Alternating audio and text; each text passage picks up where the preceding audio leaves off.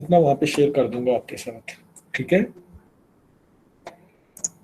अच्छा, तो कल जो हमने डिस्कस किया था ना वो ये वाला था। इसमें हमने देखा कि डेप्थ फर्स्ट सर्च क्या होती है, ब्रेथ फर्स्ट सर्च क्या होती है, या किस अगर आपको सर्च स्पेस एक दी गई हो तो उस सर्च स्पेस के अंदर हम कैसे जो है ना ये दोनों टेक्निक्स अप्लाई करते हैं।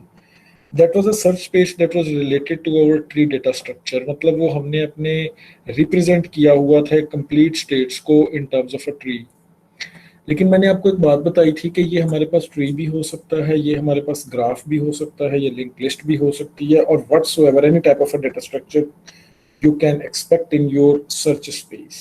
You can formulate your search space.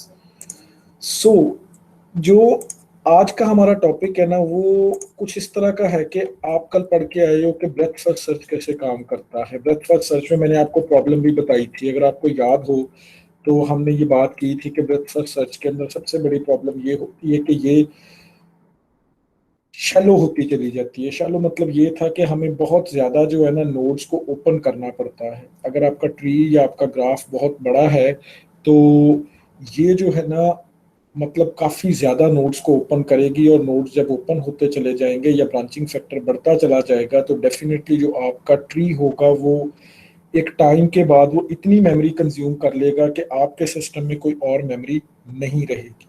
मतलब ये कोई मेमोरी एफिशिएंट एल्गोरिथम नहीं है। ये हमने कल डिस्कस भी किया था। मैंने फिर आपको थोड़ा सा ये भी बताया था कि ये क्या चीज़ है। जिन लोगों ने कल की क्लास ली है उनके लिए तो इजी होगा, लेकिन अगर जिन लोगों ने कल की क्लास नहीं ली मैं उनको ये थोड़ा सा दोबारा बता देता हूँ कि जब आप ब्रेथ फर्स्ट सर्च अप्लाई कर रहे होगे तो एक हमारे पास चीज़ होती है ब्रांचिंग फैक्टर। ब्रांचिंग फैक्टर का मतलब ये होता है कि फॉर एग्जांपल मेरे पास सॉर्ट ऑफ लाइक कुछ इस तरह ये एक नोड है।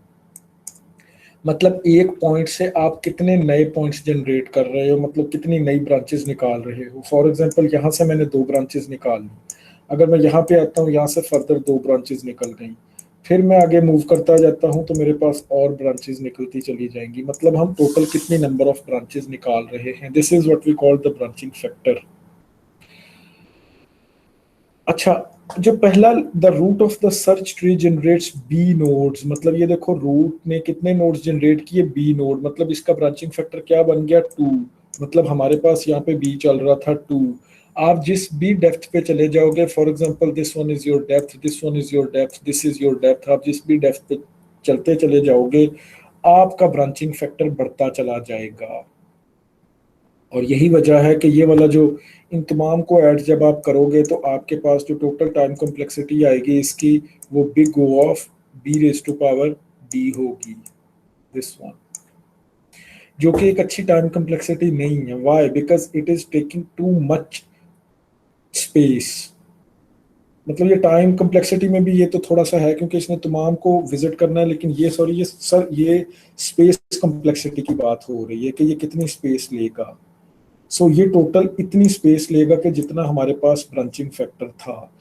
यहाँ तक तो कोई किसी को कोई इशू नहीं है, प्रोबेबली किसी को भी कोई इशू नहीं होगा। क्यों? क्योंकि ये बड़ा इजी सा टास्क है, ये इतना मुश्किल नहीं है। अच्छा, आज जो इसको थोड़ा सा ना मेमोरी रिक्वायरमेंट को या इस चीज को थोड़ा हैंडल करने के लिए ना हमारे पास एक नई टाइप की जो बनाई गई searching strategy, that is a uniform cost search.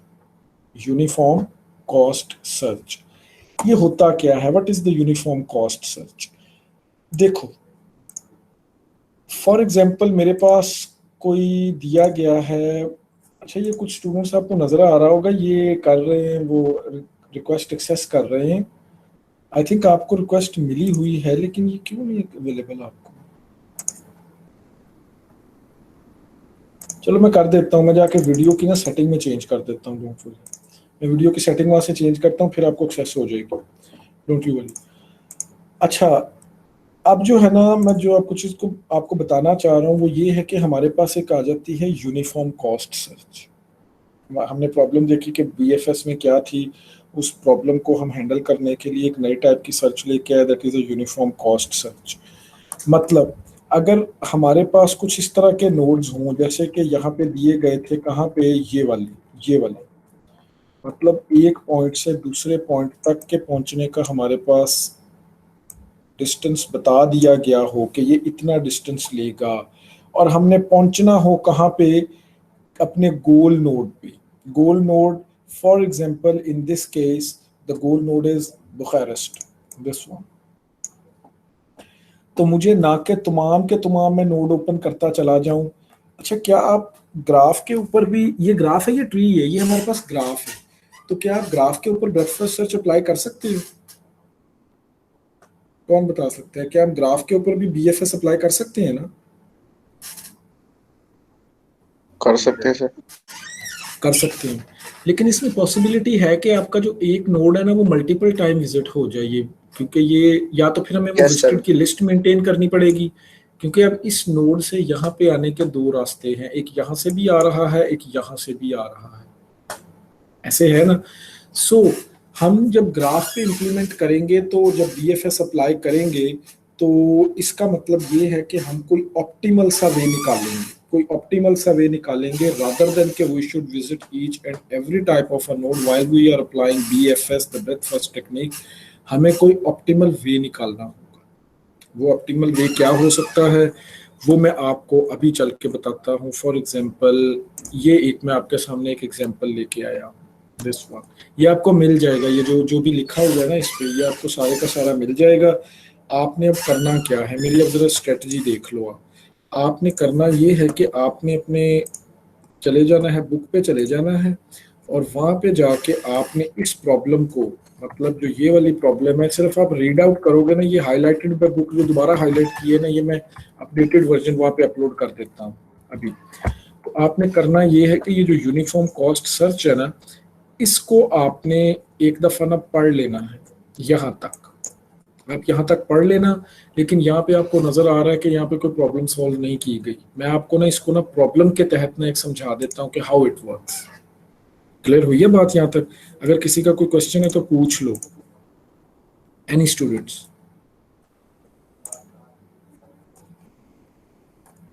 Ji students, clear है यहाँ तक? क्योंकि अब हमारा थोड़ा सा टॉपिक चेंज हो जाना है और शायद इसमें एम्बिगुटी हो, तो मैं एम्बिगुटी हर तरह की आपकी ना क्लियर करूंगा इसमें कि ताकि आपको। Okay, let's move on. हमने ब्रेथ फर्स्ट सर्च देखी कि उसमें कई तरह की प्रॉब्लम थी। हम ये देखते थे कि वो based upon the FIFO data structure था, फर्स्ट इन फर्स्ट आउट। उसमें ह्यूज मेमोरी रिक्वायरमेंट थी कि आपकी जो मेमोरी थी ना वो बहुत ज़्यादा कंज्यूम होती थी। Why? Because due to the branching factor, क्योंकि आप हर नोड के ऊपर, अगर हमारे पास ब्रांचिंग फैक्टर 10 हो कि हर नोड के ऊपर 10 नोड्स जनरेट हो रहे हैं, तो मेमोरी रिक्वायरमेंट बहुत ज़्यादा होगी। If the solution is at the depth D, for example अगर आपका कुछ ट्री इस तरह का हो लाइक दिस वन, ये जो मैं अभी यहाँ पे बना रहा हूं, जैसे कि कल हमने देखा भी था, अगर यहाँ पे आपके पास एक इस तरह का ट्री है और सोल्यूशन या गोल नोड आपका यहाँ पे पड़ा हुआ है ये वाला, तो आपको क्या तमाम के तमाम ये वाले जो विजिट करके नहीं ऐसे आने पड़ेंगे? तमाम के तमाम नोड्स आप विजिट करके आओगे, ऐसे होगा ना जी स्टूडेंट्स? ऐसे ही होना है ना, मतलब क्योंकि जितना आपका गोल नोड डेप्थ पे चलता चला जाएगा, उतनी आपको तमाम की तमाम ब्रांचेस विजिट करनी पड़ेंगी, और ये आपके पास एक एक्स्ट्रा कॉस्ट होगी। That would be your extra cost. Then all the nodes will be expanded by BFS. अगर यहाँ पे पड़ा है तो ये देखो, आपको यहाँ पे नजर भी आ रहा है कि हमने रूट नोड से लेकर कोई एक ऐसा नोड नहीं है जो हमने छोड़ा हो while reaching the goal node. मतलब बीएफएस के अंदर सबसे बड़ी प्रॉब्लम एक ये भी है कि आपने अगर गोल नोड आपका बिल्कुल डेप्थ पे पड़ा हुआ हो और आपने उस गोल नोड को रीच करना हो, तो हमें प्रॉब्लम ये आती है कि हमें तमाम के तमाम नोड्स को विजिट करके आना पड़ता है, तमाम के तमाम नोड्स ओपन करने पड़ते हैं। It depends upon the type of a situation या type of a search tree। ये मैंने बताया भी यहाँ पे कि suppose each node generate b number of nodes, then at each depth, for example depth 1 पे b nodes होंगे, depth 2 पे मेरे पास ये वाले nodes होंगे, depth 3 4 5 एंड चलते चलते ये जो हम अभी डिस्कस करके आए, that will be our space complexity। अब इस चीज को हैंडल करने के लिए ना हमारे पास एक नई टाइप का एल्गोरिथम आया, साइंटिस्ट ने डिवाइस किया, जो कि एक नई टाइप का एल्गोरिथम था। और वो एल्गोरिथम क्या है? उस एल्गोरिथम को कहते होते हैं uniform cost search. Uniform cost search. Suppose we have a goal directed agent, मैंने आपको स्टार्ट में बताया था ना कि हमारा ये जो जितना भी ये काम होगा ना, जितना भी हम इस पे काम करेंगे, ये जो सर्च स्पेस या स्टेट स्पेस या जिसको आप मतलब स्टेट सर्च स्टेट्स कहते हो या स्पेस ट्री कहते हो, इसके अंदर दरअसल ये गो आपका जो एजेंट होता है ना, जो हम पहले पढ़ के आए हैं, ये उसके लिए बनाया गया एक इन्वायरमेंट है। मतलब ये उसके लिए तमाम पॉसिबिलिटीज हैं जिसको उसने एक्सप्लोर करते हुए गोल नोड पे पहुंचना है। अगर आपको याद हो तो मैंने आपको बताया था कि जो वैक्यूम क्लीनर अगर एक एजेंट लिया जाए तो वो क्या करता है कि वो सक्शन करता है पहले एक साइड की फिर दूसरी साइड की, फिर चेक करता है कि either we have reach the goal node, और उसका गोल था क्या, दोनों सेक्शंस।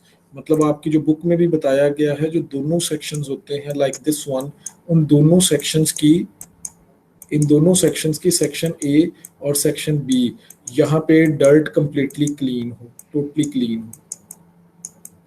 यही काम था ना, that was in fact the goal node. So एक जो गोल डायरेक्टेड एजेंट होता है ना, who want to explore the search space and search spaces as follow.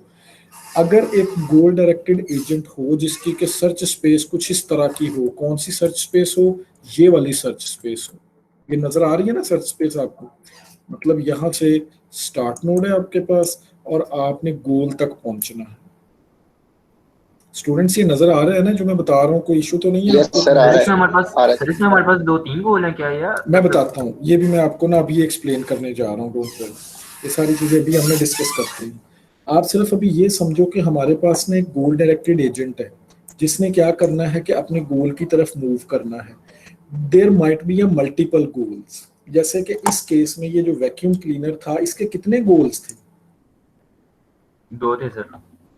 इसके दो गोल थे कि मतलब आपके पास ये वाला सेक्शन भी क्लीन होना चाहिए और ये वाला सेक्शन भी क्लीन होना चाहिए। दीज बिल्कुल were the sir. Two goals.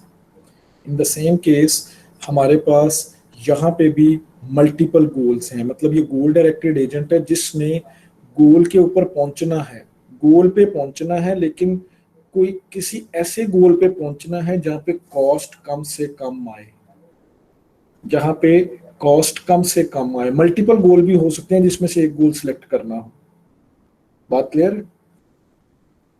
Yes sir. मतलब किसी भी सर्च स्पेस के अंदर मल्टीपल गोल्स भी हो सकते हैं। इस तरह का अगर आपको पेपर में पूछ लिया जाता है तो you should be clear that a search space might have the multiple goals, but remember search space must have at least one goal node।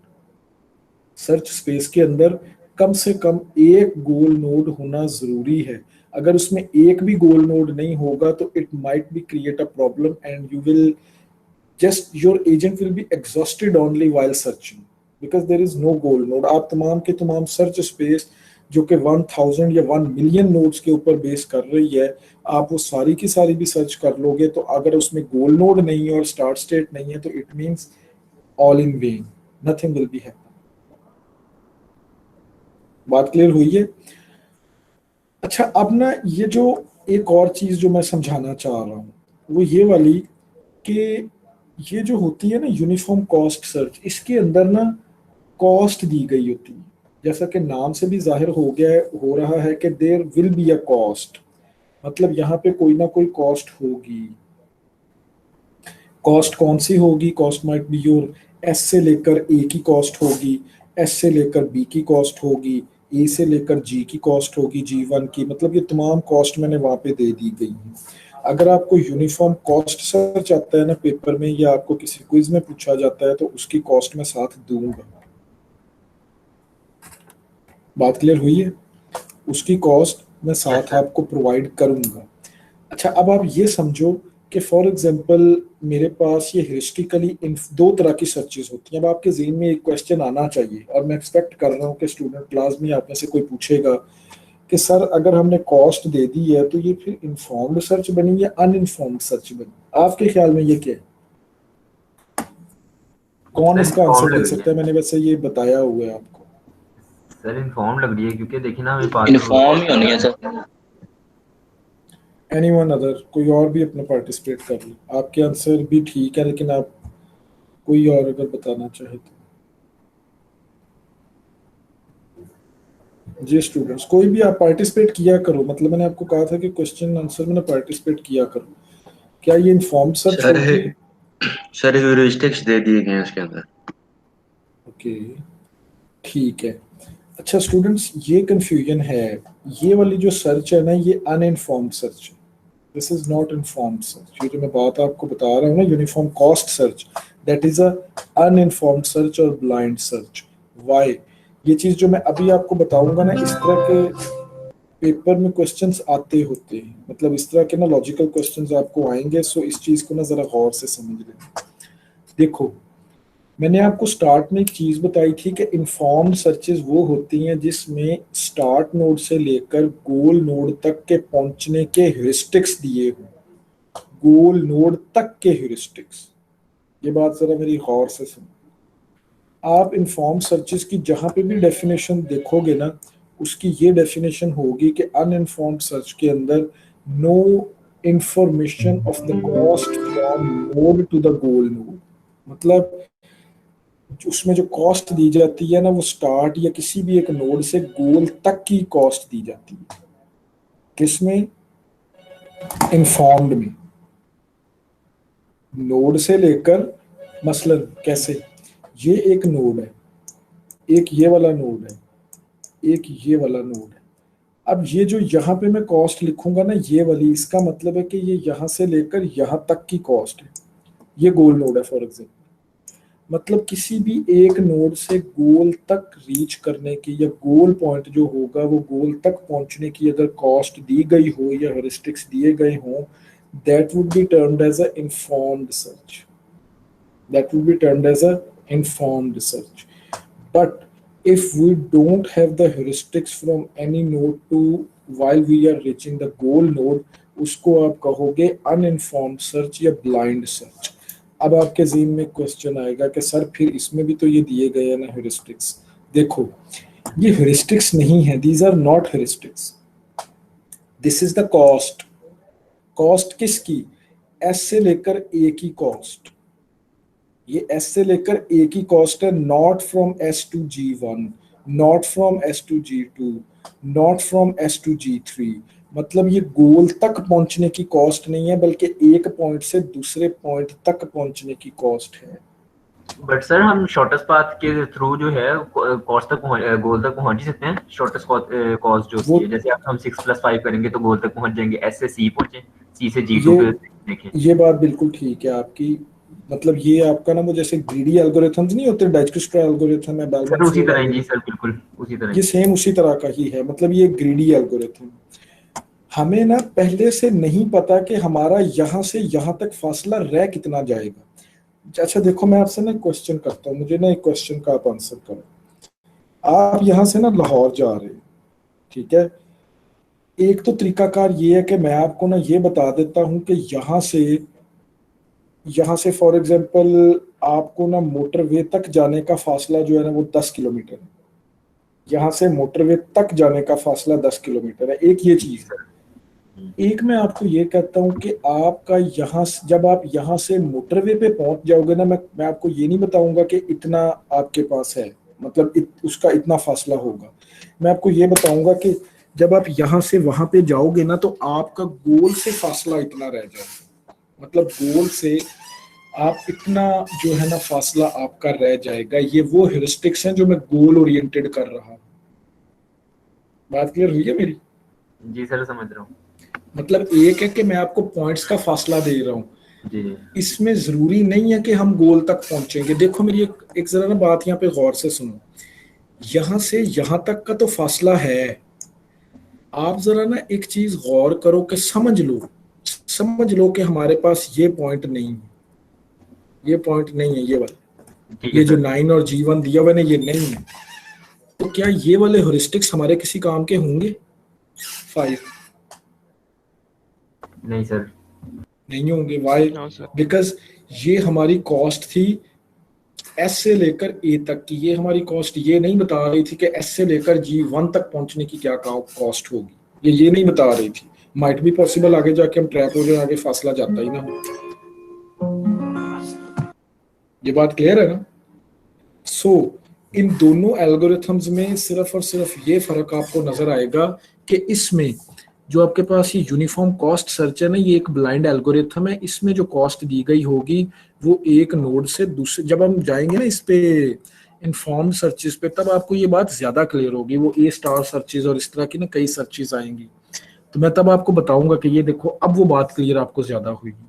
तो आप अभी तक के लिए ये समझ लो कि जो इन्फॉर्म्ड सर्चेस होती हैं ना, इनमें जो कॉस्ट दी गई होती है ना, वो नोड से लेकर गोल तक की दी गई होती है। नोड से लेकर गोल तक की कॉस्ट, मतलब रिमेनिंग कॉस्ट। अगर मैं ये फासला चूज कर, ये वाला रास्ता चूज करता हूं, तो मेरा जो गोल वाला फासला होगा वो मैं कितना कंज्यूम कर लूंगा, वो मैं कितना कंज्यूम कर लूंगा।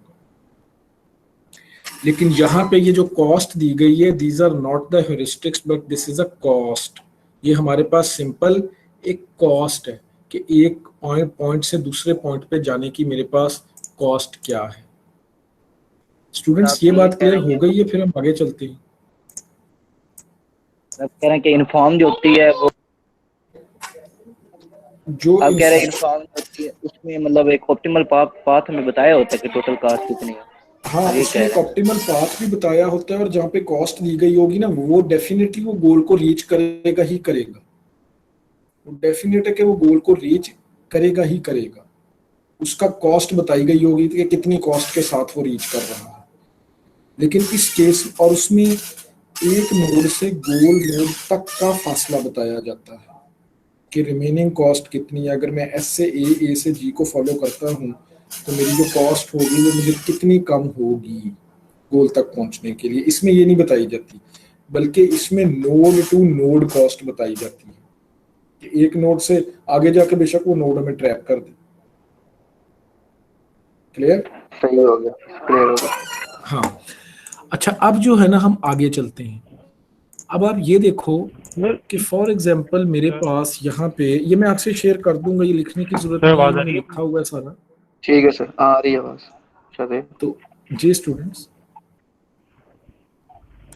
कोई क्वेश्चन पूछ सर रहे आपने हैं? इन्फॉर्म में बताया कि यस जी जी सर, पूछें।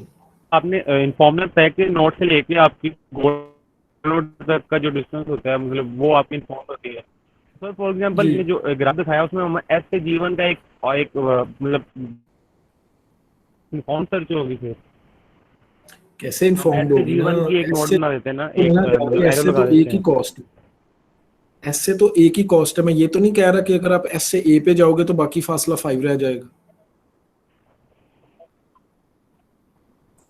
मेरी बात समझ आई है? मतलब अगर मैं इस नोड से इस नोड पे जाने तक एक ऐसे ह्यूरिस्टिक्स दिए गए हों सर फील्ड कि जो क्लियर हमें क्या ये था? बताएं कि अगर हम एक पॉइंट से दूसरे पॉइंट पे जाते हैं तो इतना फासला जो है ना हमारा गोल नोड तक पहुंचने का कवर हो जाएगा। बात समझ आई है मेरी? Yes sir. मतलब आप सिंपल ना इसको कंफ्यूज ना करो, आप Yes, सिंपल sir, ये yeah. समझ लो, जब हम इन्फॉर्म्ड पे जाएंगे ना तब ये चीज ज्यादा क्लियर होगी। क्योंकि अभी कंपेयर करने के लिए ना दो चीजों का होना जरूरी है। अभी हम एक चीज पे तो हैं, दूसरी चीज हमारे पास अभी नहीं है, वो भी हमने इन्फॉर्म्ड देखी ही नहीं। आप सिंपली ना ये चीज समझ लो कि हमारे पास जो अनइन्फॉर्म्ड सर्च होती है ना, इसके अंदर ना एक नोड से दूसरे नोड तक का फासला दिया जाता है या वो वाली कॉस्ट दी जाती है। और जो इन्फॉर्म्ड होगी उसमें एक नोड से गोल तक पहुंचने की जो है ना वो कॉस्ट दी गई होती है। क्लियर?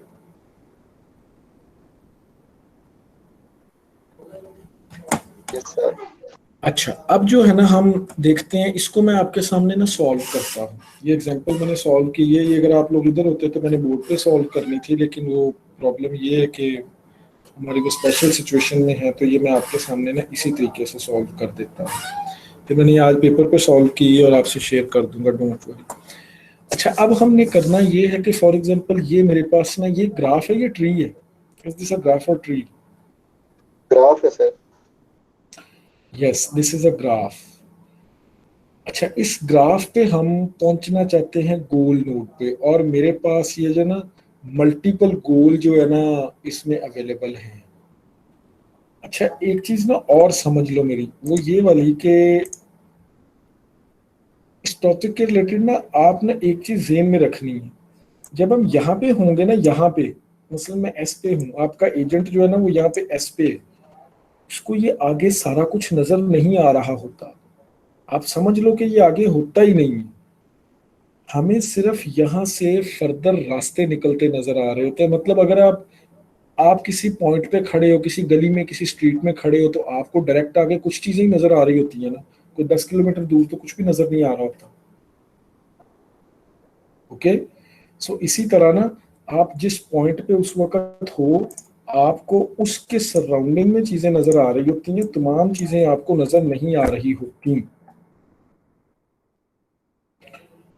ओके, अब देखो ये हमारे पास ना कॉस्ट दी गई है, एस से लेकर ए की कॉस्ट 5 है, एस से बी की कॉस्ट ये है, एस से this one, each and everything, मतलब तमाम की तमाम कॉस्ट दी गई है। और ये हमारे पास एक डायरेक्टेड ग्राफ है, this is a directed graph. अच्छा, आप ना इस प्रॉब्लम को जरा गौर से समझ लेना, यही वाली प्रॉब्लम ना हमने अपनी जो आने वाली लैब होगी ना उसमें हमने ये करनी भी है, यही वाली प्रॉब्लम हम करेंगे। ओके, तो इसको जरा ना आप ना गौर से देख लेना इस प्रॉब्लम को, ताकि आपका ना वो लैब वाला भी साथ ही कवर हो जाए। ये इजी है, इतना मुश्किल नहीं है। मतलब आप जिसने पहले बीएफएस और डीएफएस इंप्लीमेंट किया है ना, ये उसी कोड के अंदर थोड़ी सी चेंजिंग हमने करनी है, तो ये इंप्लीमेंट हो जाना। अच्छा, अब मैं फॉर एग्जांपल हूँ यहाँ पे स्टेप 1 पे, मैं ये कहता हूँ कि मैंने यहाँ पे स्टेप 1 पे हूँ। स्टेप 1 में मैं क्या करूँगा, मेरा स्टार्ट नोड एस में यहाँ से स्टार्ट ले रहा हूँ। जब मैं स्टार्ट लेता हूँ तो मेरे पास एस एक में एक मुझे ना विजिटेड लिस्ट मेंटेन करनी पड़ेगी। आपने पाइथन के अंदर क्या करना है, इस तरह की ना एक लिस्ट बना लेनी है। वो लिस्ट मैं आपको समझाई थी ना कैसे बनाई जाती है। Yes sir. बल्कि आप बनाते भी रहे हो, अब तो इजी है लिस्ट बनाना। स्क्वायर वो ब्रैकेट्स है, मतलब सिंपल, आप वो लिस्ट और वो स्क्वायर ब्रैकेट्स लगा के आपके पास लिस्ट बन जाती है। Yes sir. तो आपने ना एक लिस्ट बना लेनी है, जैसे कि बीएफएस में भी हमने विजिटेड की एक ना वो कोड के अंदर एक लिस्ट बनाई थी, आप ये वाली लिस्ट बना लेना। सर वो आपने सेट बनाया था, तो वो सेट का क्या सिस्टम करता है? सेट वो में और अनइंडेक्स लिस्ट में ना उसका थोड़ा सा मकसद क्या था? डिफरेंस होता है। सेट में और लिस्ट में ना थोड़ा सा डिफरेंस होता है कि एक तो वो अनऑर्डर्ड होता है और अनइंडेक्स्ड होता है, मतलब नॉन इंडेक्स्ड होता है। आप ये समझ लो, अगर हमारे ये पास तो कुछ ऐसे इस तरह बना हुआ है ना, सेट 1 2 3 4 समथिंग। अच्छा, मुझे एक छोटी सी बात बताओ, सेट बनाने का ना मकसद क्या था? ये क्वेश्चन किसने पूछा है? सर मैं दानियाल। दानियाल, आप ना इस क्वेश्चन को ना इधर ही होल्ड पे रखना। ये क्वेश्चन ना आपने मुझे ना इस लेक्चर के ना लास्ट पे याद करवाना। मैं आपको बताता हूँ कि सेट का क्या काम था यूज करने का, वहां पे सेट हमने क्यों यूज किया, और अगर हम लिस्ट करना चाहते तो लिस्ट से क्या होना था। ओके सर, एक और भी क्वेश्चन था उसके साथ, वो भी एंड पे कर लेते हैं।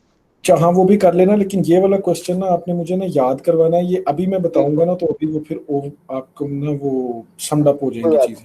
ठीक है। अच्छा, अब जरा ना ये देखो, मैंने सबसे पहले ना ये स्टार्ट नोड से मैंने ले लिया। स्टार्ट में मेरे पास क्या क्या चीज थी, मैं स्टार्ट से कहाँ कहाँ पे जा सकता हूँ। देखो, बीएफएस में हम क्या करते होते थे, बीएफएस में हमारा जो मतलब जो वे ऑफ वर्किंग होता था वो क्या होता था आपके ख्याल में? सर पहले मतलब फर्स्ट को विजिट करते थे, उसके बाद जिस पे जा सकते थे उस पे हम लोग जाते थे, क्यू में रख देते थे उसको। एग्जैक्टली मतलब पहले हम करते ये होते थे कि मसलन मेरे पास ये एक एस था ना, एस को मैंने यहाँ पे विजिट कर लिया, यहाँ पे मेरे पास आ जाता था एस, और इसके बाद जो मेरे नेक्स्ट नोड होते थे, फॉर एग्जांपल एस से कितने रास्ते निकल रहे हैं, ए पे जा रहे हैं, बी पे जा रहे हैं, डी पे जा रहे हैं, तो मैं क्या करता था कि मैं यहाँ पे ए रख लेता था, यहाँ पे बी रख लेता था, और यहाँ पे मैं डी रख लेता था। ऐसे ही करते थे ना हम। जी सर।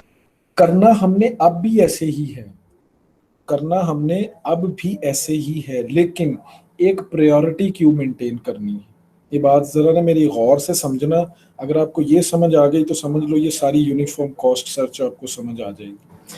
करना हमने अब भी ऐसे ही है, लेकिन अब हमने एक प्रायोरिटी क्यू मेंटेन करनी है। देखो कैसे, मेरे पास ये वाला नोड है एस, एस से एस पे जाने की तो कॉस्ट है ही कोई नहीं, सो ये तो मैंने खत्म कर दी है, ये तो मैंने विजिटेड लिस्ट में देखो डाल दिया।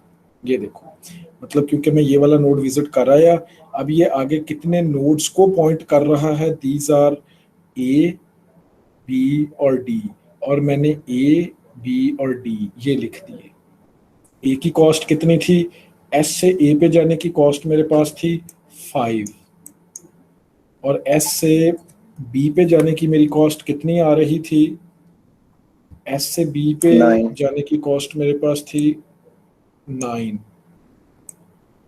और एस से डी पे जाने की मेरी कॉस्ट कितनी थी, दैट वाज अ 6। ऐसे ही है ना। 6 अच्छा, अब मुझे अगले रास्तों का नहीं पता। सिंपल बीएफएस में तो हम ये करते होते थे कि हमने पहले ए को विजिट कर लेना था, फिर बी को कर लेना था, फिर डी को कर लेना था और फिर ए के जो डिसेंडेंट होने थे वो हमने क्यू में डाल देने थे। लेकिन इसमें ये केस नहीं।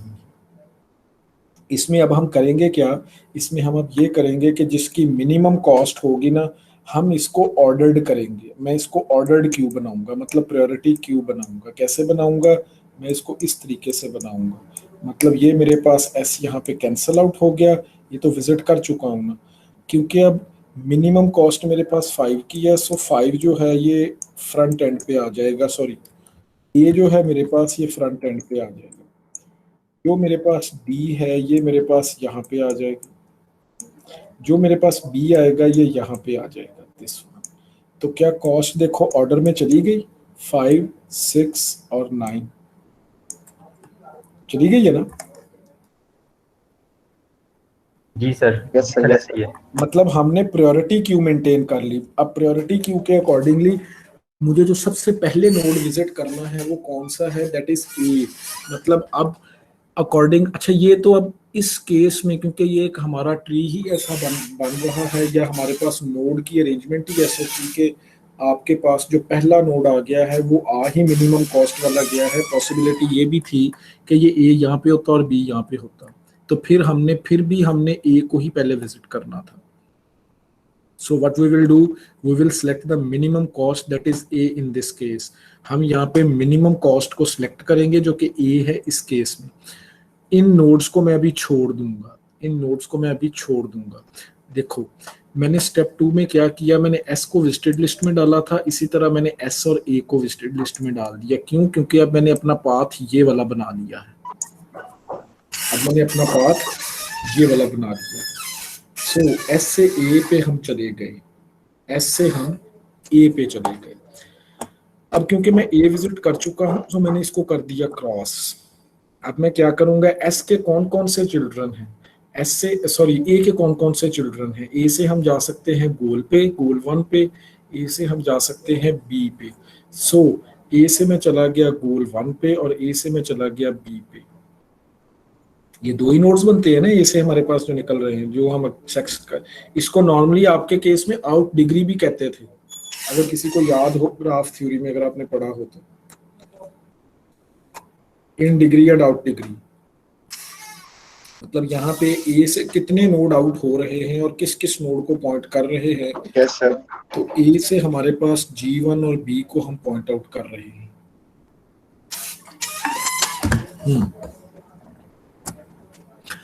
अब हमने क्या किया, अब हमने यहाँ पे ना ये देखना है कि S से A और अब किस नोड की तरफ जाना है। अब देखो मेरे पास क्यू में कौन कौन से हैं, मैं यहाँ पे ना एक बना देता हूँ। चलो ये देखो, A से हम किस किस पे जा सकते हैं, G1 पे और B पे।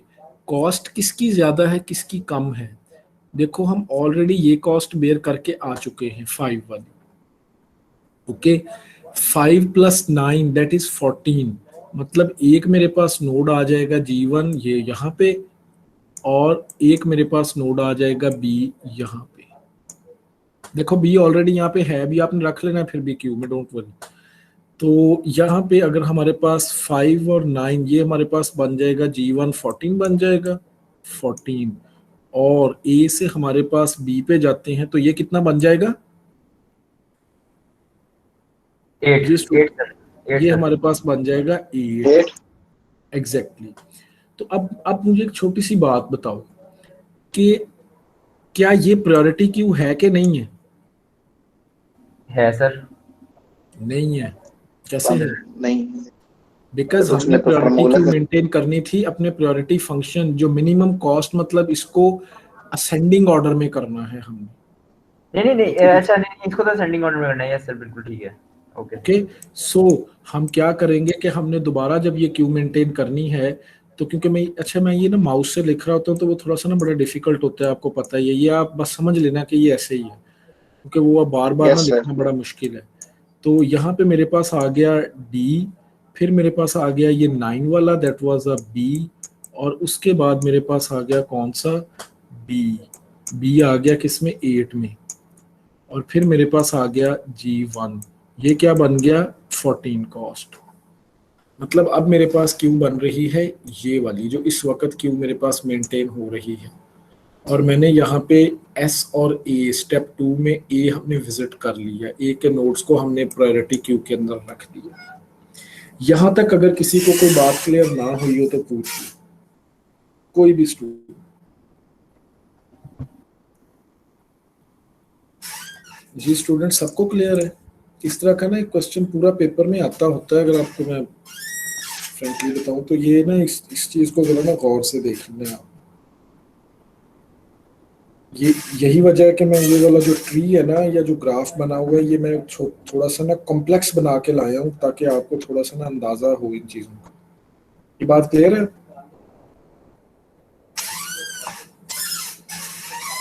Okay, let's move on. अब हम चलते हैं इसका स्टेप 3। हम यहाँ पे स्टेप 2 तक जो है ना ये काम करके आ चुके हैं। अब हमारे पास आ जाता है सर स्टेप, वैसे ये डाइजेस्ट्रा की तरह ही हम काम कर रहे हैं ना, सॉर्ट ऑफ लाइक वही है, ये डाइजेस्ट्रा की तरह ना, ये ग्रीडी ये वही इस तरह सबको ऐड करके फिर मिनिमम नोड निकाल के एग्जैक्टली, वो ये वही काम ऑलमोस्ट कर उससे सिमिलर, मिलता जुलता ही है, मतलब वही है, आप समझ। ओके, लेकिन उसमें तो हमने शॉर्टेस्ट पाथ बताना होता है ना एक नोड से, इसमें भी वही बात है कि हम शॉर्टेस्ट पाथ एक पॉइंट से दूसरे पॉइंट तक जाने का बता रहे हैं, लेकिन ये ब्रेथ फर्स्ट की ना अल्टरनेटिव है, आप ये समझ। ओके, उसमें भी वो हम लोड निकाल रहे होते हैं कि जो कि मिनिमम लोड दे रहा होता है, तो हम उसको जो है ना उसकी तरफ मूव कर जाते हैं। अच्छा, अब हमारे पास ना स्टेप 3 आ जाता है। स्टेप थ्री में हमारे पास नोड बन चुके हैं ये वाले। अब प्रायोरिटी क्यू के अकॉर्डिंगली मिनिमम जो नोड है ना वो ये वाला 6 है, 6 नोड, मतलब जिसकी कॉस्ट 6 है, और वो कौन सा है, वो डी है, दिस वन। ओके, सो मैंने डी को विजिट किया, और स्टेप 3 में ये देखो एस ए डी, इन तीनों को मैंने विजिट में डाल दिया। एस और ए पहले थे, और डी को भी मैंने विजिटेड नोड में डाल दिया। बात क्लियर हो गई है? Yes sir. अच्छा, अब क्योंकि ये नोड विजिटेड में चला गया है, तो अब हमारे पास इसके जितने भी नोड्स होंगे उनको हमने ओपन कर लेना है। तो according to this one, D से हम कहाँ पे जा सकते हैं? डी से हम सी पे जा सकते हैं, डी से हम ई पे जा सकते हैं, और डी से हम एस पे जा सकते हैं। ऐसे ही है। सो मैंने यहाँ पे डी से सी लिख दिया, डी से ई लिख दिया, और डी से एस लिखने की जरूरत नहीं है। Why? Because S is already in the visited node. S already visited node में है, हमें उसको दोबारा विजिट करने की जरूरत नहीं है। क्लियर हो गई बात?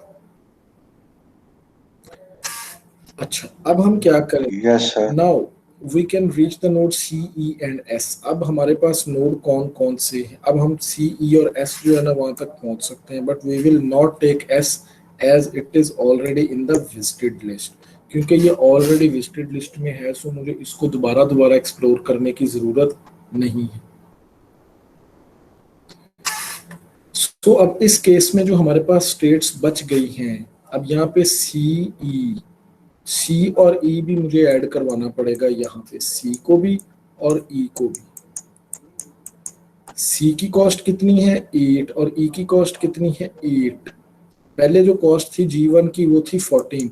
अच्छा, ये एक गलती आपको नजर आ रही होगी, ये पहले मैंने G इस तरफ लिख दिया था, अब मैंने G इस तरफ लिख दिया, G1 ये। यस सर, लेकिन वो लेकिन वो बात एक ही है, वो शायद मुझे ना लिखते हुए ना थोड़ी सी, यस सर, जो पाथ जो डिस्टेंस है वो सही लिखा हुआ है। वो तो सही नहीं है ना। तो आप ये देख लो कि यहाँ पे ना इस नोड से यहाँ तक पहुंचने का रास्ता हमारे पास 14 है, और बी तक पहुंचने का 8 है। अब हम किसको कंसिडर करेंगे? अच्छा, मैं यहाँ पे ना लिख देता हूँ जो 8 वाले को सर। आप अपने ईज के लिए ना, अगर ग्राफ को उल्टा सीधा सा आ जाता है ना, तो आप एस ए डी, मतलब हम कौन कौन से नोड विजिट करके आए हैं? एस को भी कर रहे हैं, ए को भी कर रहे हैं, डी को भी कर रहे हैं। अब हमारे पास 1 2 ये दोनों तो सेम है ना, 1 2 3 और 4, मेरे पास 4 नोड हैं। देखो 1 2 3 और 4, ये 4 नोड नहीं मेरे पास जो रह गए।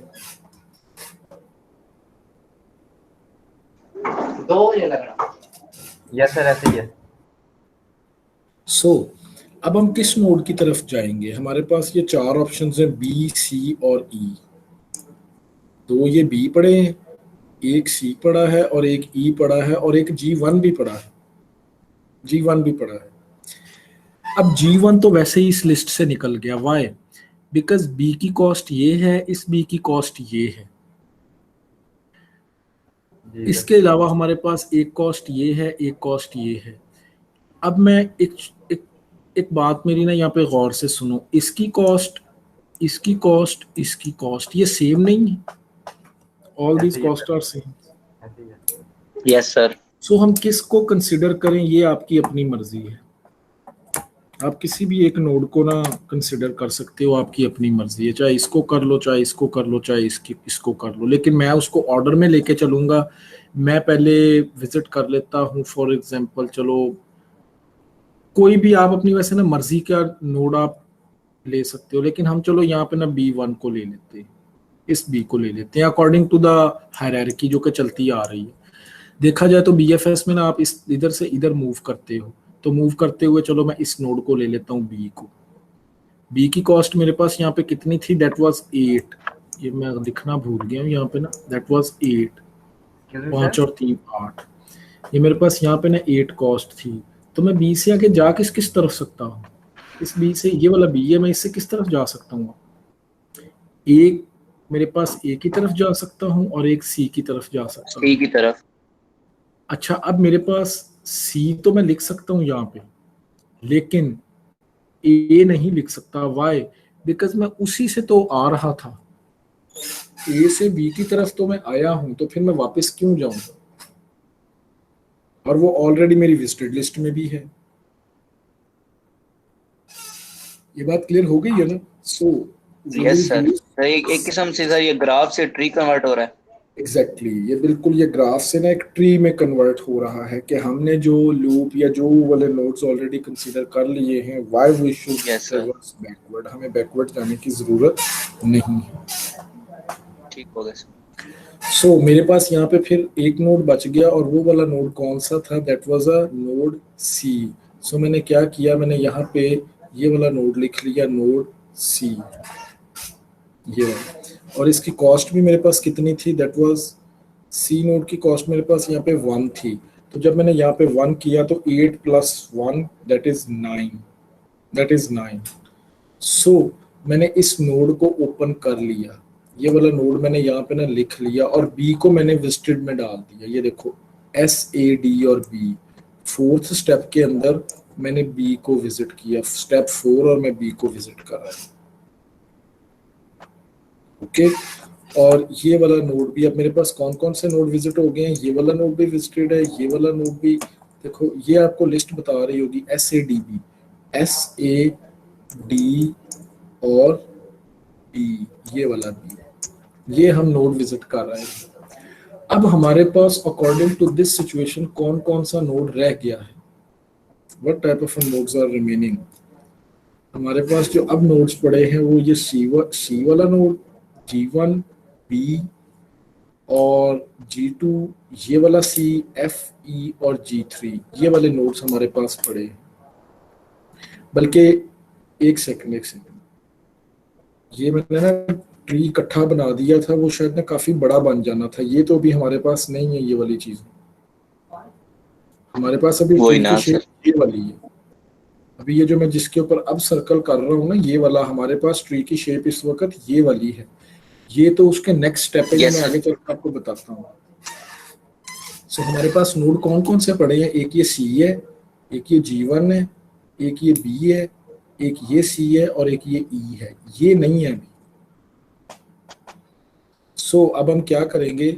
अब हम मिनिमम कॉस्ट किसकी है आपके ख्याल से? ये वाली कॉस्ट 9 है जो यहाँ पे लिखी हुई नहीं, जो नोड अभी पड़ा है, ये 9 कॉस्ट।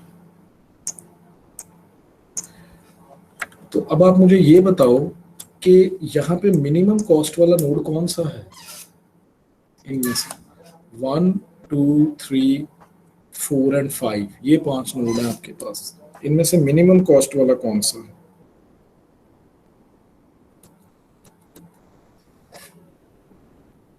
जी स्टूडेंट्स नजर आ रही है कॉस्ट? पार्टिसिपेट किया करो। सर यार सर सर आ तो रही है, डी की नहीं लिखी हुई वो उधर से। किसकी नहीं लिखी? वो डी डी तो हमारे पास है ही नहीं। डी सर तो COD है। बेटा डी को हम यहाँ पे विजिट कर रहे हैं ना, डी विजिट हुआ है तो ये जनरेट हुए हैं दोनों। अच्छा अच्छा आप पूछ रहे हैं, अच्छा अच्छा मुझे लगा शुरू से ऑप्टिमल पाथ। नहीं हमारे पास अब जो नोड बच गए हैं ना, इन क्रॉस वाले नोड को छोड़ दो, हमारे पास नोड्स बच गए हैं सी, G1, B, ये वाला सी और ये ई। सी बन रहा है सर। तो हमारे पास ये कॉस्ट ये 9 C है, वाला ये भी कॉस्ट 9 है, ये 14 है, ये दोनों की कॉस्ट ना बराबर बराबर है और सबसे कम है। So according to the order हम कोई भी नोड इन दोनों में से विजिट कर सकते हैं। सो मैं ये कहता हूँ कि we will visit C, take C with the cost 8। हमने ये वाला जो सी है ना ये ले लिया with cost 8 as the next node to be expanded, जो कि नेक्स्ट नोड हम एक्सपेंड करेंगे। तो आप जरा यहाँ पे एक चीज देखो, जो ये मेरे पास सी है ये वाला दिस वन, इस सी से कितने रास्ते निकल रहे हैं? इस सी से हम कहाँ कहाँ पे जा रहे हैं? 3 जगह जा रहे हैं सर, एस पे, जी पे और एफ पे। एस पे, जी पे और एफ पे। एस पे हम जाएंगे नहीं क्योंकि वो हम ऑलरेडी हमारे विजिटेड लिस्ट में यस सर वो लूप क्रिएट कर। हाँ अब हम क्या करेंगे, हम जी और एफ, G2 और एफ को लिख देंगे यहाँ पे। G2 और एफ पहले आए भी नहीं है कहीं भी, मतलब इस पाथ में नहीं आए। तो मैंने क्या किया कि मैंने इसको ना यहाँ पे लिख दिया, सी से G2 और एफ पे मैं चला गया। सी से G2 पे जाते हैं तो हमारे पास कॉस्ट आती है 5, सी से एफ पे जाते हैं तो मेरे पास कॉस्ट आती है 7, क्योंकि ऑलरेडी मेरे पास कॉस्ट 8 थी। तो 8 + 5 दैट इज 13, 8 + 7 दैट इज 15। सो मेरे पास ये वाली कॉस्ट बन गई, एक पे 13 और एक पे 15। और इसको मैंने डाल दिया किसमें? विजिटेड में। किस में डाला हमने? स्टेप 5 में ये काम किया है ना। जी सर ये वाला Yes, काम sir. हमने स्टेप 5 में किया है। तो स्टेप 5 में जब हमने ये काम किया तो मैं स्टेप 5 का वहां पे जाके देखता हूँ विजिटेड की लिस्ट। तो SADBC स्टूडेंट्स जस्ट एक सेकंड वेट करना है, कॉल आ रही है, मैं वो सुनने वाली है। ठीक है सर।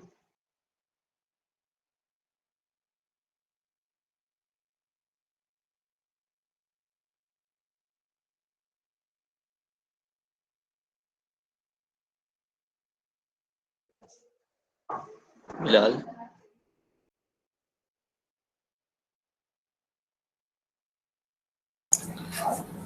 जी स्टूडेंट सॉरी वो कॉल आ गई थी तो हम करते हैं। अच्छा अब ये देखो कि हमारे पास ना यहाँ पे हमारे पास आ गया क्या? सी। मैंने सी को जब विजिट कर लिया तो ये वाले 2 नोड जनरेट हो गए और स्टेप मेरे पास कौन सा था? That was a step 5। Step 5 से हम चले गए हैं कहाँ कहाँ पे? SADBC। तो SADB और C हम इन नोड्स पे चले गए। अब मेरे पास जो ट्री बना है ना वो कुछ, क्योंकि ये मुझे एक ही जगह पे बनाना पड़ा है, ये अगर हमारे पास बोर्ड होता ना तो वहाँ पे मैं आपको दोबारा बना के दिखा देता। वैसे तो मैंने इनको रिक्वेस्ट की है कि वो टैब वगैरह दे दें, क्योंकि उसके बगैर ना ये इस तरह का कोर्स पढ़ाना ये बहुत मुश्किल है। और मुझे वैसे भी Yes, ये sir. स्लाइड्स पे पढ़ाने की ना इतनी आदत नहीं है, मैं थोड़ा सा ना वो मैथमेटिकल वे में लेके चलता हूँ चीज़ों को। सर समझ आ रही है, लेकिन सर सही समझ आ रही है। तो कोई नहीं, इंशाल्लाह ताला नेक्स्ट से मैंने ना बात की है एचओडी साहब से, तो वो प्रोबेबली ना हमें वो टैबलेट मिल गया ना तो फिर मैं साथ साथ आपको सिमुलेट करके बताया करूंगा कि ये सर कैसे। इसका मतलब छुट्टियों की उम्मीद है हमें? क्या चीज? इसका मतलब हमें छुट्टियों की उम्मीद है आगे जो छुट्टियां होनी है, या नहीं 28 से शुरू हो रही है यूनिवर्सिटीज? बच्चे ये अभी ना उम्मीद- बात क्लियर नहीं है, लेकिन ना ज्यादा चांसेस यही हैं, मतलब ये मैं अनऑफिशियली कह रहा हूँ, ये ऑफिशियल नहीं है अभी, ज्यादा चांसेस यही है कि ये एक्सटेंड हो जानी है 11 तक, चांसेस यही। ओके ठीक है सर। अच्छा अब जरा ना ये चीज देखो, हम यहाँ पे पहुंच गए हैं सी पे। अब हमारे पास ये वाला नोड हमने विजिट कर लिया है। ओके अब जो हमारा ट्री है ना, ये ट्री का हिस्सा नहीं है अभी ये ट्री का हिस्सा नहीं है। अब Yes, हमारा sir. ट्री Yes, ये step वाला 6 है। अब हम इस स्टेप के ऊपर हमारे पास कौन कौन सा नोड हमारे पास रह गया है विजिट करने वाला। One is your C, G1, B, G2, F और ये E। ये वाले वो नोड्स हैं जो कि हमारे विजिट करने वाले रह गए हैं। बात क्लियर हुई है? सो अब हम Yes, स्टेप sir. 6 में किसको कंसीडर करेंगे? आप में से कौन बताएगा कि हम किसको सर कंसीडर? 9 ये सी। हमारे पास ये 9 वाला ये भी है, ये भी 9 है, हमारे पास ये 14 है, ये 13 है, ये 15 है और ये 8 है। अच्छा ई भी कौन सा रहता है। करेंगे? अभी ए E ई रहता होगा है। सर। यस सर ई Exactly. होगा The फिर minimum सबसे cost मिनिमम वाला हमारे पास E है। So what we will do, we will take E with the cost 8। हम इस E को ले लेंगे cost 8 के साथ for further expansion। और मैं देखता हूँ जाके कि जो मेरे पास E नोड था वहाँ पे कहाँ कहाँ पे पहुँच सकते थे।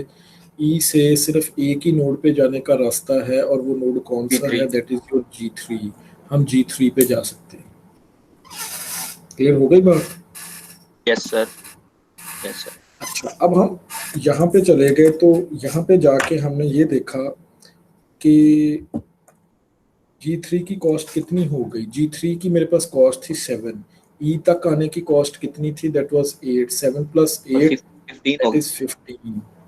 सो मैं अब ये कह लेता हूँ कि मैंने ये वाला नोड भी विजिट कर लिया है and now this is also the part of our tree. ये जो है ना ये हमारे ट्री का एक पार्ट बन चुका है। ये जो है ना ये हमारे पास हमारे ट्री का एक पार्ट बन चुका है, दिस वन। अब हमारे पास रिमेनिंग नोड्स हैं कौन कौन से? स्टेप सी 7 G1 B G2 ये F वाला और C, G3। G1, ये B और ये G2, F और F G3। और G3। ये मेरे पास क्या है? ये रिमेनिंग नोड्स मेरे पास रह गए। These are the remaining nodes that I have to visit। Clear?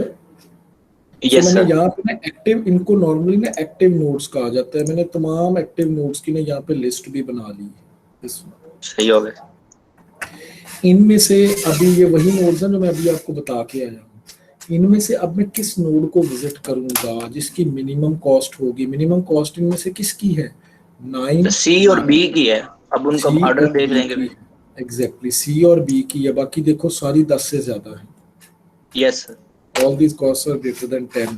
So what we will do, we will adopt this strategy कि हम इन दोनों को विजिट करें। सब दोनों में से कोई भी विजिट कर लो। चलो मैं पहले सी विजिट करता हूँ। अच्छा, मैं जब सी विजिट करूंगा, या चलो पहले बी विजिट कर लेते हैं, इस बी को। Okay, alphabetical order. तो जब मैं इसको विजिट करूंगा, मैंने जाके ये ऑलरेडी लिस्ट में देखा, स्टेप कौन सा हमने किया? ये स्टेप 7 है ना। स्टेप 6 में, स्टेप 6 में ये वाला जो स्टेप है, इसमें देखो क्या तमाम के तमाम जो नोड्स हम विजिट करने जा रहे हैं वो ऑलरेडी लिस्ट में हैं। जैसे कि ये वाला जो बी नोड है, मुझे इसको दोबारा विजिट करने की जरूरत ही नहीं है। ये तो लूप थ्रू करेंगे हम, तो लूपिंग नहीं बन जाएगी। So it will reach dead and. ये डेड एंड बन जाए। बात हो गई क्लियर? यस हमें सर। इसको दोबारा विजिट करने की जरूरत नहीं है। क्यों नहीं है? क्यों? क्योंकि ये नोड हम ऑलरेडी विजिट कर आए हैं और ट्री में एक नोड से पहुंचने के एक से ज्यादा रास्ते नहीं होते, बल्कि एक ही रास्ता होता है। सो एस से बी पे पहुंचने का यहाँ से मल्टीपल रास्ते हैं, क्योंकि हम वो ऑलरेडी विजिट कर रहे हैं। So we don't need to visit this one because it is already visited. अब हम क्या करेंगे? अब हम करेंगे ये कि हम नेक्स्ट नोड देखेंगे, दैट इज अ नोड सी। अब हमारे पास एक नया नोड आ जाता है सी।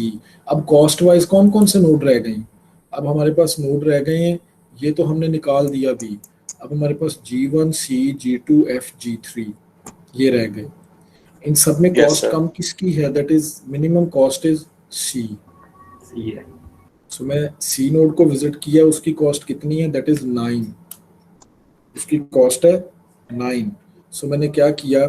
सी को जाके लिस्ट में चेक किया कि ये ऑलरेडी विजिटेड तो नहीं है। आपने जब इस Visited है, एल्गोरिथम को इम्प्लीमेंट करना है ना, एक यहाँ पे मेरी ना बात गौर Yes, से sir. सुन लेना। आपने जब इसको पाइथन में इम्प्लीमेंट करना है तो आपने लूप के अंदर ये वाला तरीकाकार भी लगाना है, या जो विजिटेड लिस्ट मेंटेन कर रहे होना है ना आपने, लिस्ट डेटा स्ट्रक्चर, उसमें आपने Yes, sir. बार-बार ये चीज देखनी है कि कहीं आप इसको ऑलरेडी विजिट तो नहीं करके आए। अगर आप ऑलरेडी विजिट करके आए हुए तो हमने उस नोड को डायरेक्टली क्रॉस कर देना है। We will not visit all these nodes, those are already in visited list. Okay, so क्योंकि हमने सी को भी यहाँ पे कर लिया है, so what I will do, I will just put it the dead and कि ये नोड आगे कहीं भी नहीं जा रहा। अच्छा, अगर मैं इसको विजिट करता हूँ फिर तो कौन बताएगा क्या मसला हो सकता है? सर ऑलरेडी हमारे पास मिनिमम पाथ हुआ है, ये इसका 9 है minimum और जरूरी पीछे वाली नहीं सी का होता। 8। मेरी बात सुनो, अगर मैं इसको करता हूँ ना, देखो सी से जाने के कितने रास्ते थे, 1 हेलो 2 और 3 ऐसे है। एस पे, जी और एफ पे, चलो मैं यहाँ पे लगा देता हूँ। एस से तो हम होके आए हैं यहाँ पे G1 G2 सॉरी, और एफ ये मैंने यहाँ पे लगा दिया। तो ये तो मेरा ख्याल ये तो कभी ना खत्म होने वाला यस सिलसिला सर, फिर तो मतलब ये नॉन विजिटेड को भी, वो जो विजिटेड हुए हैं उनको भी चलता रहेगा सर, फिर तो ये साथ भी साथ ही चलता मतलब। रहेगा। तो फिर ये हमारा कोई ऑप्टिमल एल्गोरिथम तो ना हुआ, नहीं नहीं सर, हाँ जी। ये तो कभी ना खत्म होने वाला सिलसिला बन जिनको गया। विजिट कर लिया सर उनको दोबारा नहीं विजिट करना आपने। उनको दोबारा मतलब विजिट नहीं करना, तो सही हो उनकी हमें ऑप्टिमल कॉस्ट मिल चुकी है, मिनिमम कॉस्ट। ठीक हो गया सर। ओके, सो हमने इनको विजिट कर लिया। अब हम क्या करेंगे, अब हमने ये वाला भी यहाँ पे क्रॉस कर दिया।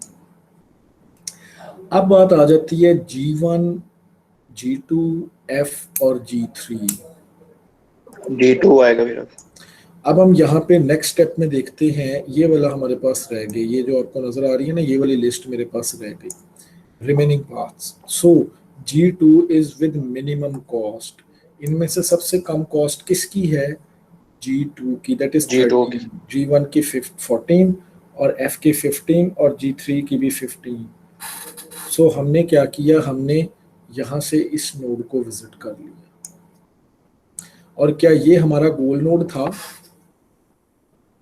बिल्कुल था सर। गोल नोड था ना। सो हमने Yes, sir. Minimum cost use करते हुए, हमने गोल नोड तक पहुंच चुके हैं। गोल नोड कोई एक हो सकता है, एक से ज्यादा भी हो सकते हैं, एक भी हो सकता है, बस आपने एक गोल नोड पे पहुंचना था। अगर मैं आपको पेपर में ये कह देता हूँ कि मुझे ये बताओ कि हायरार्की बताओ कि पहले कौन सा गोल नोड विजिट होगा according to the uniform cost search, तो फिर आपने मुझे बताना होगा कि देखो पहले G2 विजिट हुआ, G2 पहले रीच हुआ, नेक्स्ट गोल कौन सा रीच होगा? सर दोनों में से कोई एक रीच कर लें क्योंकि दोनों की कॉस्ट सेम ही है।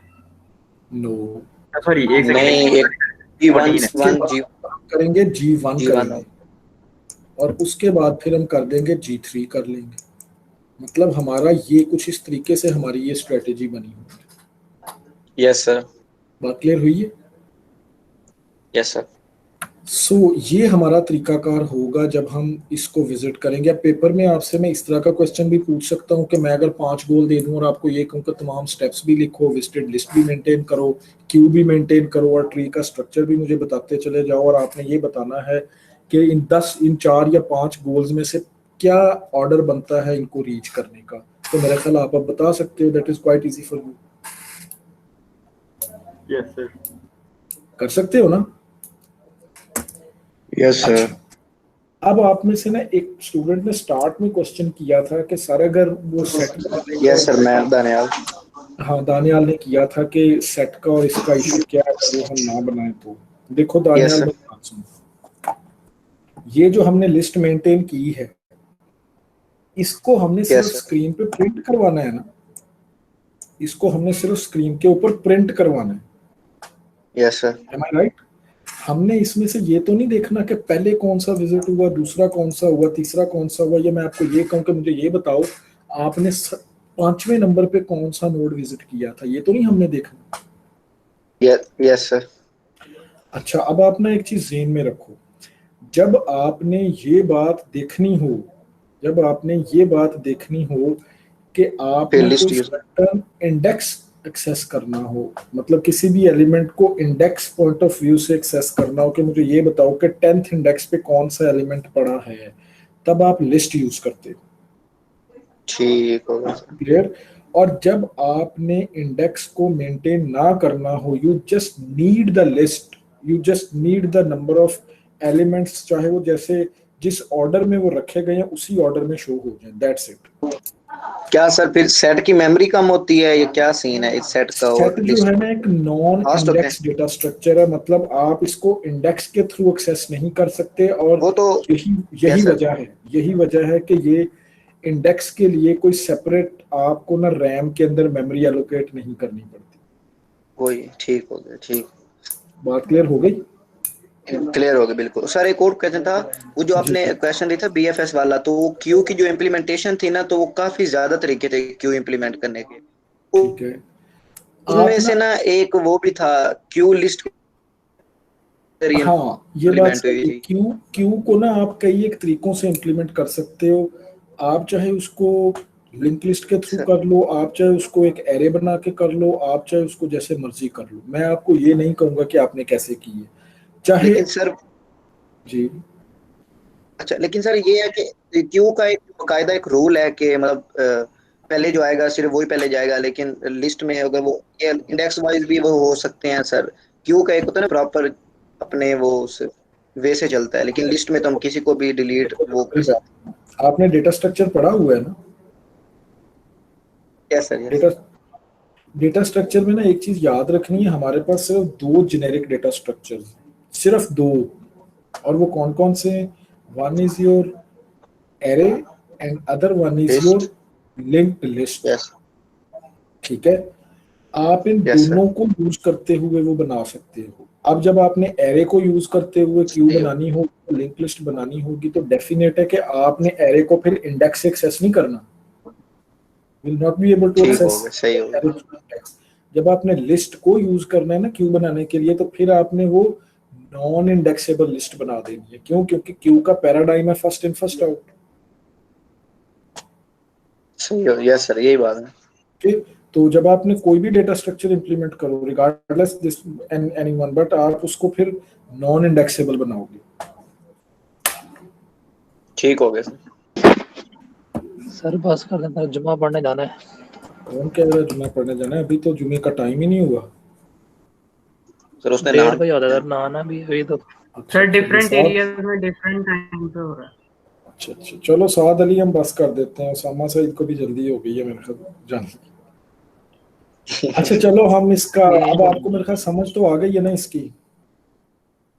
यस सर, आगे बेहतरीन ये मैं ना आपके साथ शेयर कर दूंगा, इसकी कुछ स्लाइड्स भी शेयर करूंगा, इसकी एक दो प्रॉब्लम्स भी शेयर करूंगा, आपने वो सॉल्व करनी होगी। आई एम प्रीटी श्योर कि आपको पेपर में क्वेश्चन आएगा तो आपको कुछ भी नहीं होगा, आप ये कर जाओगे इजीली। लेकिन अगर आप वो सॉल्व करोगे तो इंशाल्लाह। ओके। तो आपने अब करना ये है स्टूडेंट्स के, आपने बुक पे चले जाना है, और ये वाला जो टॉपिक है ना, ये 3.4.2.2, ये पेज नंबर है 83। ये सारी कहानियां वही लिखी हुई हैं, ये जो मैंने आपको ना बता दी, ये वही एल्गोरिथम है जिसको मैंने इम्प्लीमेंट कर दी है। उसने उसको इस पे कर दिया है, मैंने एक सिंपल उस पे कर दी है। ये वो कॉस्ट भी वैसे ही कैलकुलेट कर रहे थे, मैंने आपको बताई थी। ओके, अब सिर्फ आप इसको पढ़ोगे तो आपको समझ आ जाएगी। अब इसकी डेप्थ कम हो जानी है। डेप्थ क्यों कम होनी है? क्यों? क्योंकि हम सारे के सारे नोड विजिट ही नहीं कर रहे। चाहे डेप्थ लास्ट पे भी हुआ, हमने सारे नोड विजिट ही नहीं कर रहे। बात क्लियर हुई है? हम ये कॉस्ट पे काम करेगा, it will work on the cost. So this is how the uniform cost search is better than the breadth first search. Okay. So okay sir. अब हम ना नेक्स्ट हमारा टॉपिक जो होगा ना वो इटरेटिव डीपनिंग होगा। उसकी भी मैं इसी तरह एग्जांपल आपके सामने सॉल्व करूंगा। तो अब जो है ना हम ले लेते हैं अटेंडेंस। सर ये आपने जो पिछला लेक्चर अपलोड किया सर, उसको मैंने दोनों यूनिवर्सिटी की आईडी से एक्सेस करने की कोशिश की है, लेकिन वो नहीं है। वो नहीं एक्सेस हो रहा? नहीं सर। चलो मैं उसको जाके ना उसका वो आपको ना वो बना देता हूँ, वो उसमें ना व्यूअर बना देता हूँ। शायद वो इशू यही वाला है, मुझे पता चल गया, तो मैं कर देता हूँ। सर क्लासरूम पे अपलोड कर दिया करें सर। सर ने क्लासरूम पे लिंक अपलोड किया है, लेकिन वो एक्सेस नहीं हो रहा यूनिवर्सिटी या मैंने बेटा क्लासरूम पे ही अपलोड नहीं, लेक्चर सर ने बोला था बेटा वो लेक्चर डाउनलोड करके क्लासरूम पे अपलोड करना वो मुश्किल है। आप ना एक काम करो, ये मुझे भी, मैं भी वो क्लासेस ले रहा होता हूँ ना, तो मुझे भी यही होता है कि ये जो गूगल मीट का जो होता है ना वीडियो, ये डाउनलोडेबल नहीं होती, ऐसे ही है ना? Yes sir. स्टूडेंट्स ये कहते हैं कि सर हमने लेक्चर डाउनलोड करना है, तो आप एक काम करो, ये वाली एक एक्सटेंशन है, ओके, आपको नजर आ रही है एक्सटेंशन? यस सर, आ रही है लोडी। आप इसको मसलन मेरे पास ना लेक्चर है, चलो मैं लेक्चर यहाँ पे आपको करके दिखा देता हूँ। ये वाला मेरे पास लेक्चर है जो मैंने अभी, अब क्योंकि मैं इसे एक्सेस कर रहा हूँ मेरे लिए तो डाउनलोडेबल है, लेकिन आपके लिए शायद ये नहीं होगा, क्यों? क्योंकि मैं इसका ओनर हूँ, कि मुझे वो एक्सेस दे रहा है। तो आपने क्या करना है, यहाँ पे जाना है, इस लेक्चर को आपने ना यहाँ पे जाके, ये देखो वो खुद ही 1 आ गया है ना यहाँ पे बना हुआ लोडी के साथ। Yes sir. आपने यहाँ पे जाके जो भी होगा यहाँ से डाउनलोड मार लेना, ये खुद ही डाउनलोड हो जाएगा।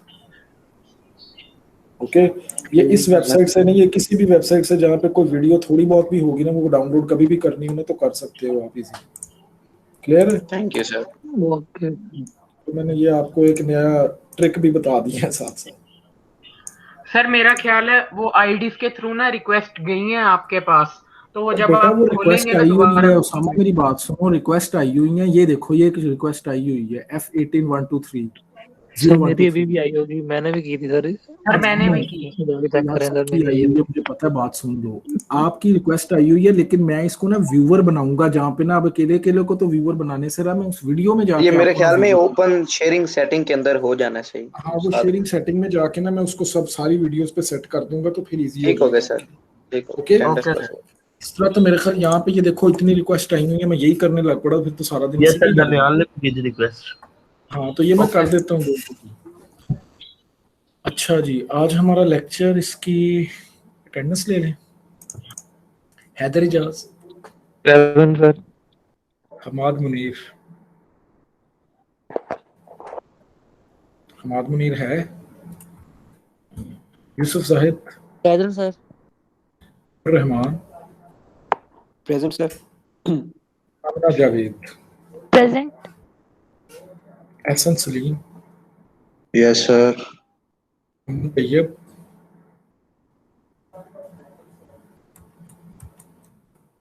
सर वो भी प्रेजेंट था, वो उसका नेट इशू आया हुआ है तैयब का। लगा दिए, Shahzeb Ali, yes sir present. कास Tahir, yes sir. Farrukh Ahmed, yes sir. Arham Irfan, Arham sir Irfan इधर ही सर, उसको सर अभी भी इधर ही है, उसका माइक नहीं जा रहा मेरे ख्याल से सर। बैठा है? क्या सर बैठा हुआ है अच्छा, मीटिंग चलो। में। Usama Waris, present sir. Gulsher Ali, yes sir. Usama Saeed, yes sir. Babar Shahzad, present sir. Daniyal Zeb, present sir. Abdul Qadeer, present sir. Mohammad Abu Bakar, yes sir. Talha Tanveer, yes sir. Aman Madani, yes sir. Ahmed Safdar, present. Saad Ali, present sir. Isha Iftikhar, present sir. Mohammad Shabrez, ये क्यों एब्सेंट हो गए हैं खुद ही? ओहो, शायद मैं वो कल 25 में सर ये प्रीवियस एडिट हो गया मेरे ख्याल में 25 तो वाले। चलो अभी तक सारी प्रेजेंट है ना, हमाद मुनीर सिर्फ नहीं था यार। ये देख लो, आपकी बातों बातों में ना मैंने ये काम कर दिया। इसको कल का ये मेरा प्रेजेंट करते हैं और इसको आज के लिए एब्सेंट करते हैं। कहाँ पे पहुंचे थे? साद अली नीचे, ईशा इफ्तिखार। साद अली प्रेजेंट है, yes sir. Isha Iftikhar present थी मेरे ख्याल। ये present sir. Shabrez, Mohammad Shabrez, Zeeshan Mustafa, present. Zareeullah. बच्चों अटेंडेंस का भी इस दफ़ा इशू बन जाना है, तो इसलिए ना ये अटेंडेंस अपनी पूरी रखो। हमजा शाहिद, सर इसका मैसेज आया, ये है मीटिंग में, लेकिन ये सर वो हो गया, लेफ्ट हो और गया। Hamza, yes sir. चलो। Taris Shahid, present sir. Munib Ahmad, present sir. Aal Khalid, yes sir. Salman Ali, present sir. Fatiha Faisal, Fatiha Faisal नहीं है, Present, sir. Rabab Zahra, Present, sir. Asim Hamid, present sir. Ali Irfan,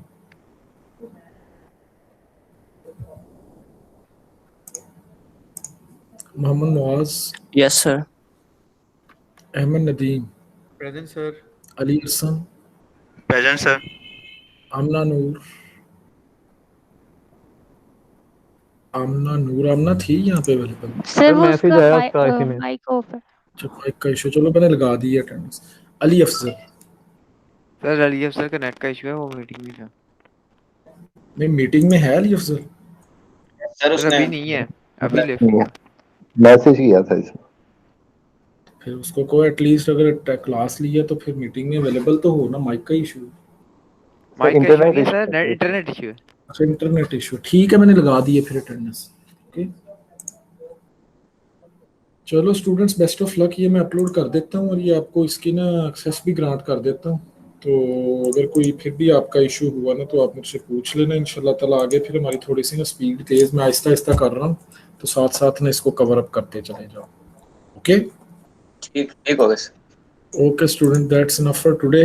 take a great care of yourself. अल्लाह हाफिज। अल्लाह हाफिज।